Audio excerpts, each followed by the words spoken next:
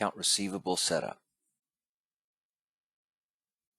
So the first step in setting up receivables is to go to the Setup and go to Location Settings.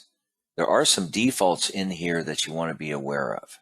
So under Location Settings, if I go to my Receivable tab, you will see we have some default account values. So what this does is it allows you to set up a default accounting term. So as you go set up contacts with receivables, it will automatically put the default in. And yes, it can be overridden at any time as you're setting them up. You can also preset up a limit, an account limit, and you can preset up a service charge rate or a late fee. Whenever you reconcile a receivable, you can have it do an automatic purge. And when you're doing statements, you can have the system not only show the invoice number and the name of the receivable account, you can also have it display the work order number, purchase order number, license plate, unit number, and VIN. So as you're doing your statements, you can have it display all of this. So let's go set up a receivable account. Now, there's two places you can do this. You can go down to Accounting, go to Receivable Accounts. So to set up a receivable account here, I can go in and hit Search. Here's going to be my current listing of receivables. If I wish to add somebody, I can add. I can create a contact card and set up the receivable at the same time. Now, on bare receivables, we're going to talk about this in a separate session and talk about association. So if I want to set up a contact, I just click on Next. It starts the contact information. So if I need to put a new contact in the system, I put them in. I can enter names, phone numbers, things like that. You notice it's kind of limited. See, I can only add one phone number and one email. And I can go in here and enter the address. So it kind of limits you. You can't add any additional here.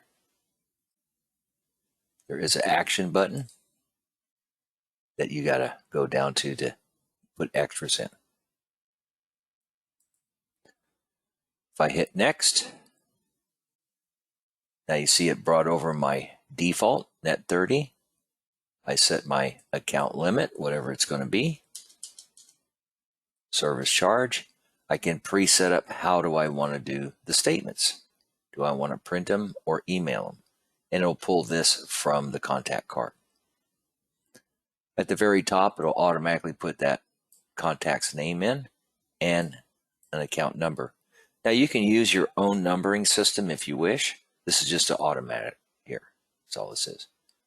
Once I have them in, I hit Save, and then they're in the system.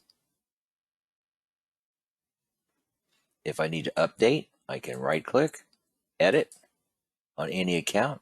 I can change my terms, change my number, change my limits, whatever I need to change here. Now this is the same thing as going to your contacts and entering them in the system and setting them up. Now if I have somebody that's already in the system, I don't need to edit them again. I can just pull them up here and set them up. So let's see if we have anybody in.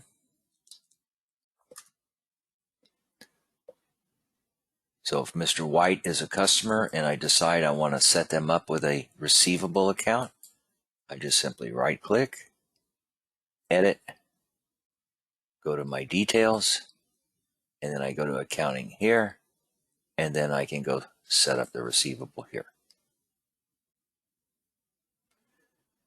Another real nice feature about this is once you have somebody set up in the system, you will always see this at the work order level. You will know what their limit is, you'll know what their balance is, and what they have available. So it does let your service advising staff know immediately if they have an account or not.